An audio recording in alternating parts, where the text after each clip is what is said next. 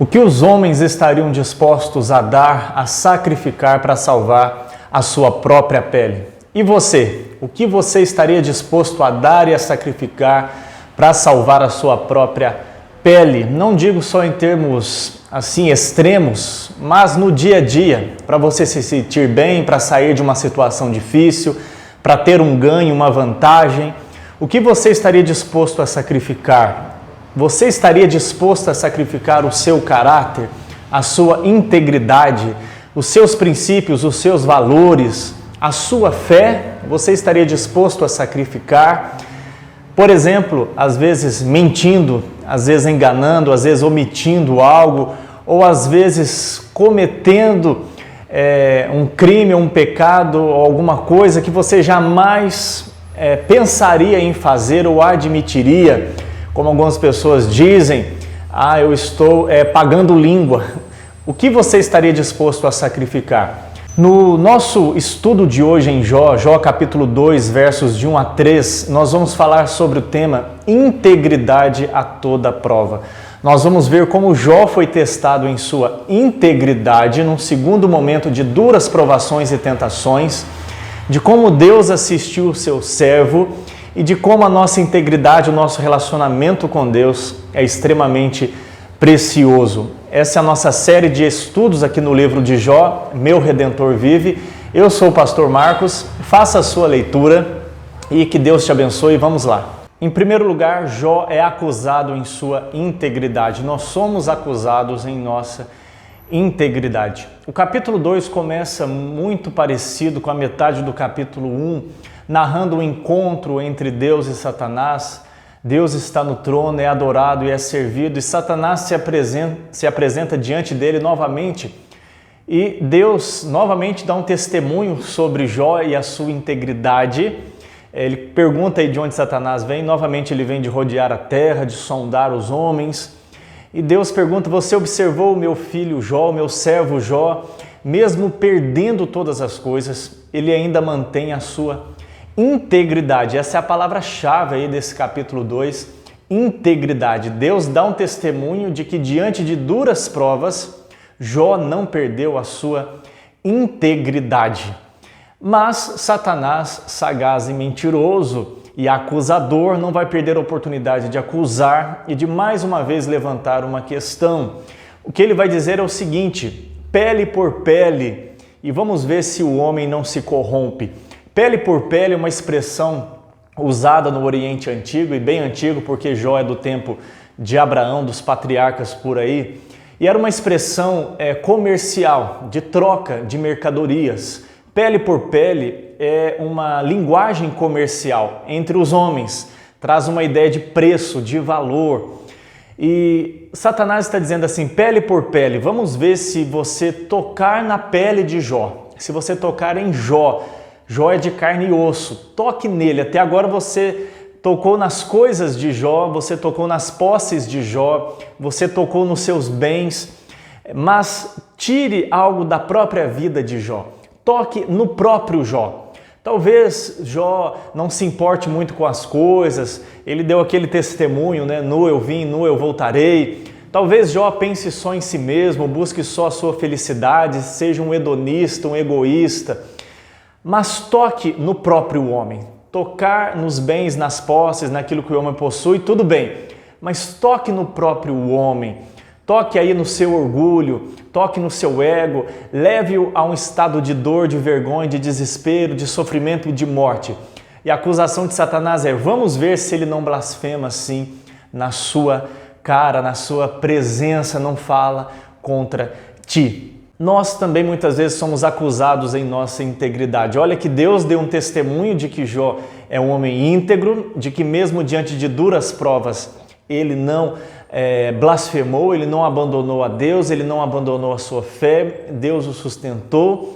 Mas Satanás é esse grande acusador, como a gente vê lá em Zacarias capítulo 3, quando ele acusa Josué ali também de pecado, de imundícia. E o advogado ali, o anjo da aliança, que é Jesus Cristo, veste Josué com vestes brancas, com vestes de justiça, já mostrando que Cristo viria fazer por nós, de que Ele é quem nos cobre com a sua justiça.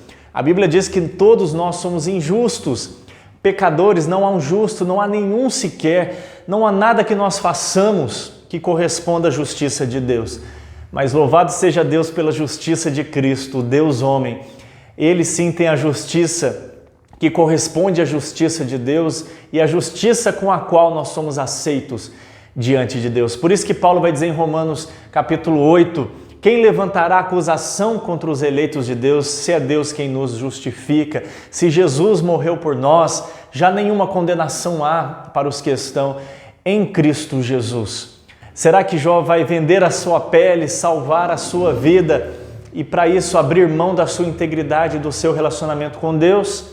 E você? Você tem também aí deixado a sua integridade, você tem abandonado valores, princípios, a sua fé, o seu caráter por causa das provações? Será que o nosso caráter resiste às provações?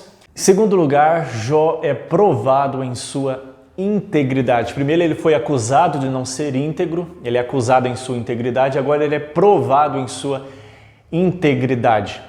É muito precioso observar aí a soberania de Deus mais uma vez ressaltada nesses versos, pois Satanás ele não pode agir de maneira autônoma, independente, como se fosse uma força brigando com Deus de igual para igual, nessa espécie de um dualismo, de um yin e yang, né, o bem e o mal, como se Deus ficasse refém de Satanás ou como se ele tivesse um poder como o de Deus. Ele é uma criatura limitada e sabemos que à luz da obra de Cristo, vencida por Cristo Jesus. Mas ele fala em relação a Deus, Deus toque em Jó para ver se ele não blasfema. Porque Satanás sabe que ele não pode fazer nada se Deus não permitir.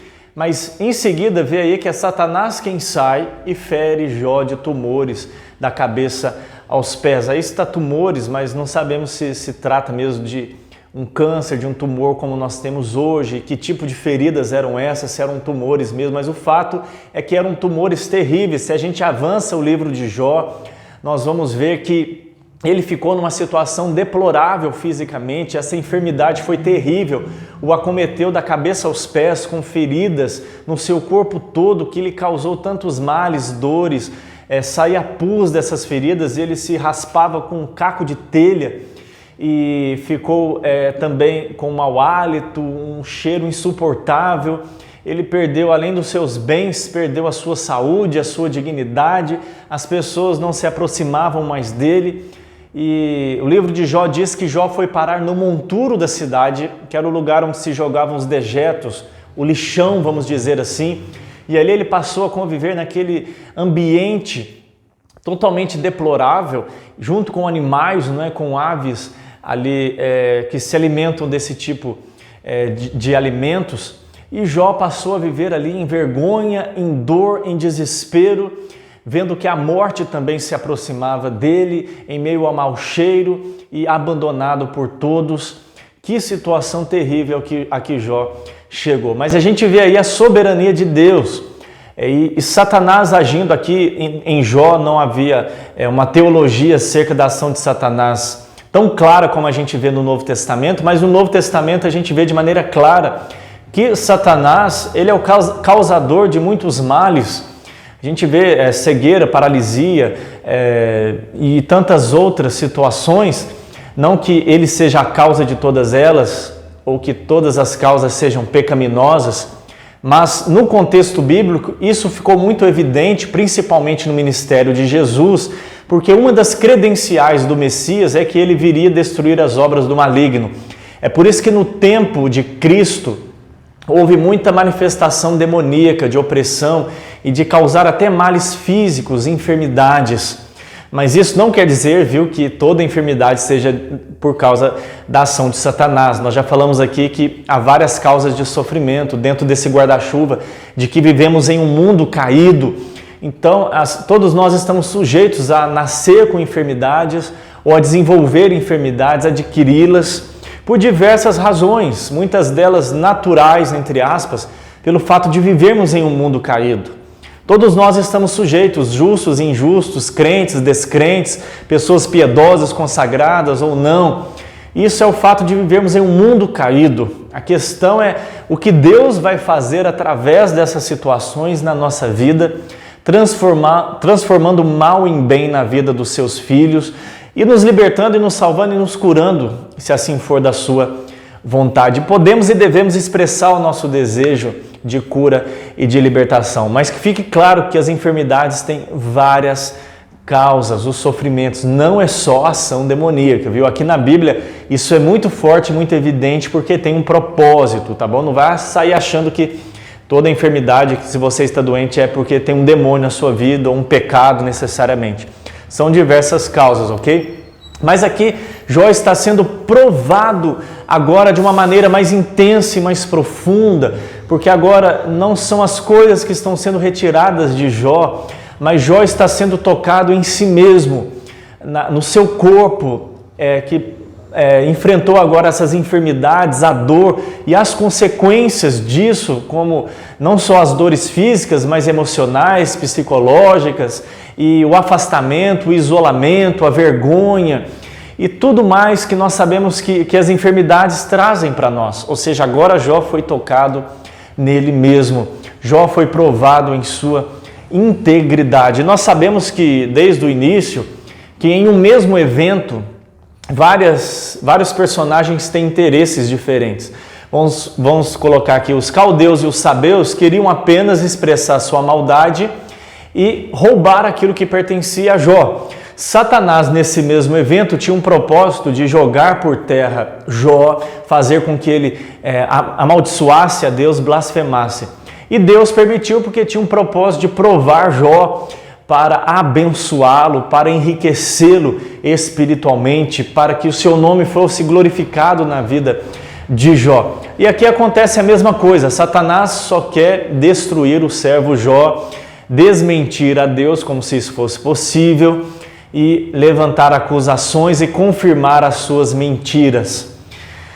Então nós temos aqui duas intenções diferentes na vida de Jó. E que bom saber disso, de que Deus é soberano, de que Deus nos prova, mas Ele jamais nos tenta, e nem Ele mesmo é tentado, como a palavra de Deus diz. O papel do tentador é de Satanás, e Tiago vai dizer que nós também somos tentados pela nossa própria cobiça, que ela nos seduz e nos atrai, a cobiça da luz ao pecado. Então nós somos tentados pelo nosso próprio coração. O problema não é a tentação vir até nós, vir de fora de nós. Jesus foi tentado no deserto e não caiu. A questão é como nós reagimos às tentações. Porque o problema do ser humano caído é que ele é tentado também de dentro para fora.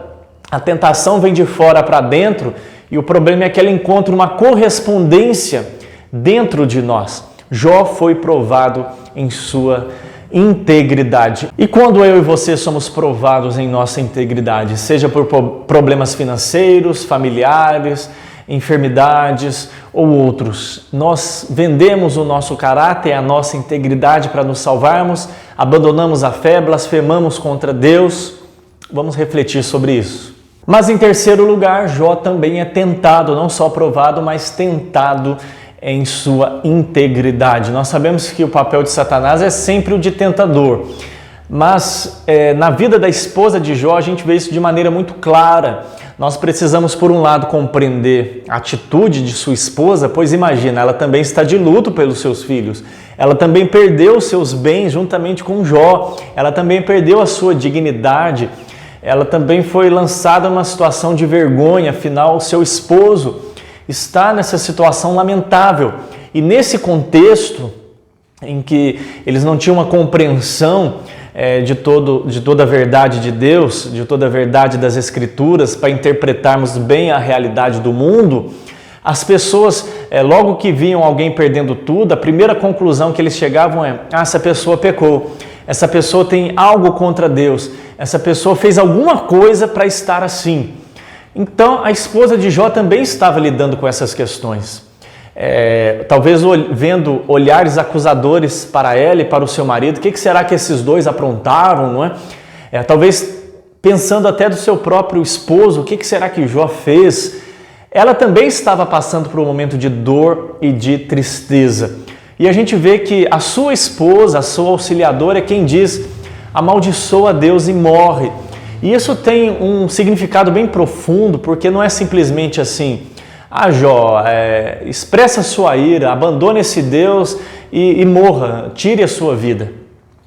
Talvez ela estivesse em mente esse tipo de teologia: Jó, você está sofrendo, eu não aguento mais ver você sofrer.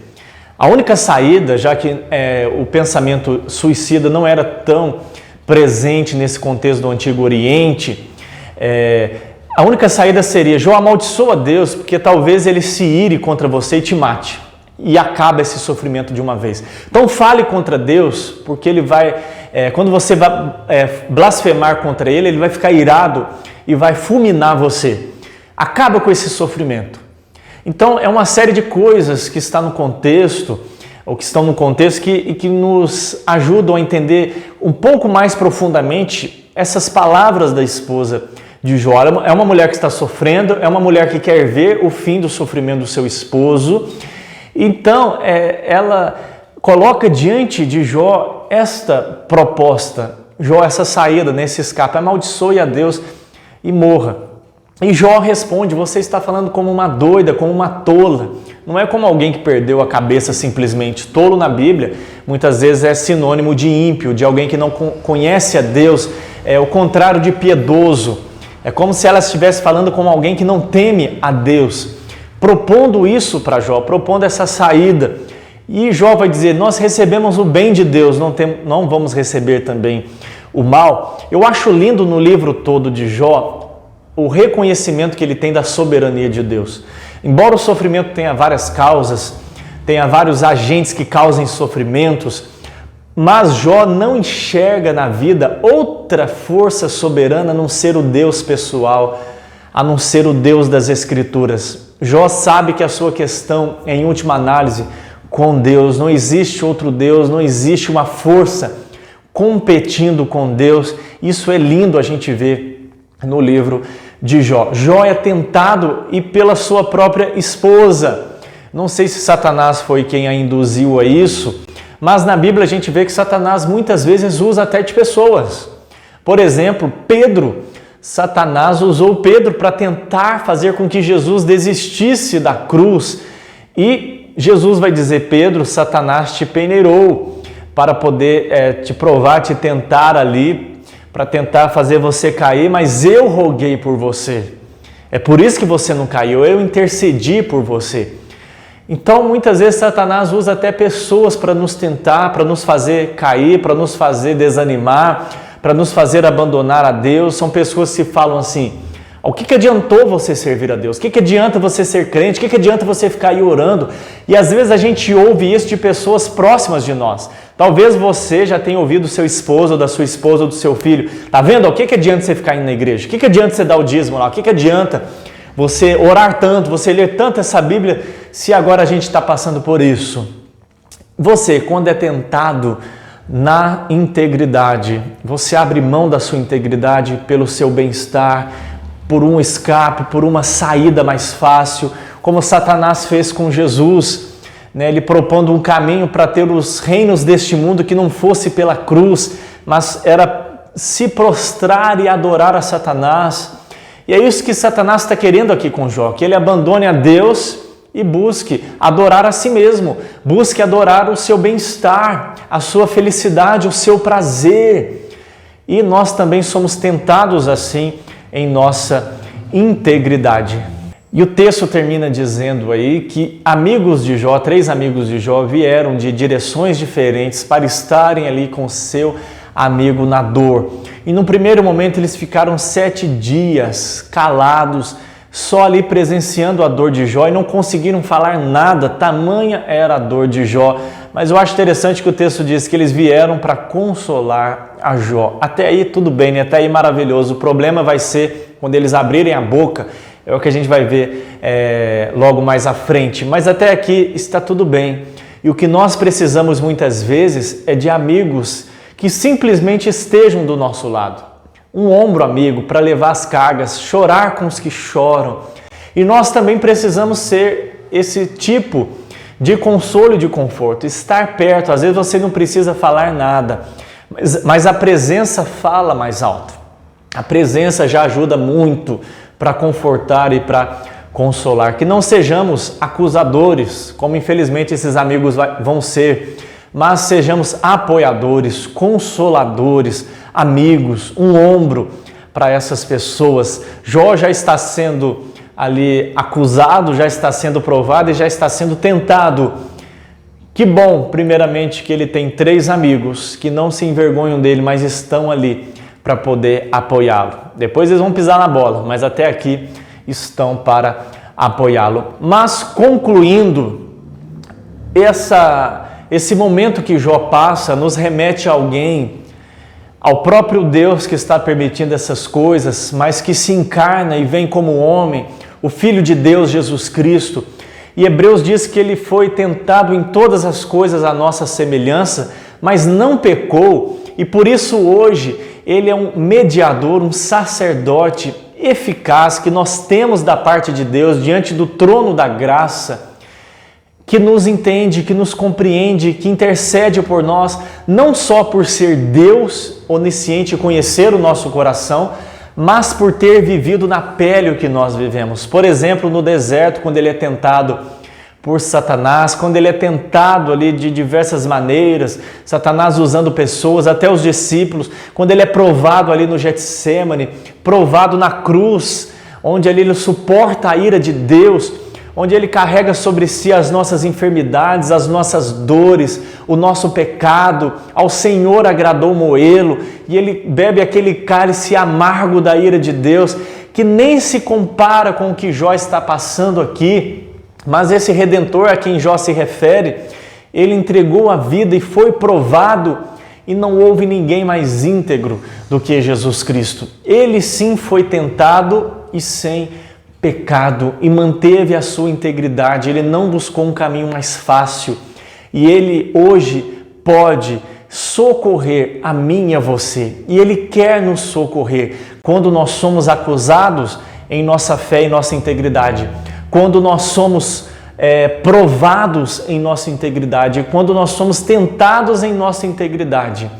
Ele é quem nos socorre, Ele é quem pode interceder por nós, assim como Ele fez por Pedro, não deixando Pedro cair quando Pedro foi peneirado. Ele também intercede por nós. Por isso que Paulo diz, não nos sobreveio tentação que não fosse comum a todos os homens, mas igualmente com a tentação Deus nos proverá livramento, um escape, de sorte que possamos resistir. Que Deus nos abençoe. Nós só somos íntegros na integridade de Cristo e só permanecemos de pé porque Cristo intercede por nós. Busque a Ele, agarre-se a Ele, para que nós não vendamos a nossa integridade, para que não venhamos a abrir mão da nossa fé, da nossa justiça, dos princípios em que acreditamos, buscando um caminho mais fácil, mas que na hora da acusação, das provações e das tentações, que o Senhor te mantenha de pé, mantenha a mim e a você de pé. Que Deus te abençoe e um grande abraço.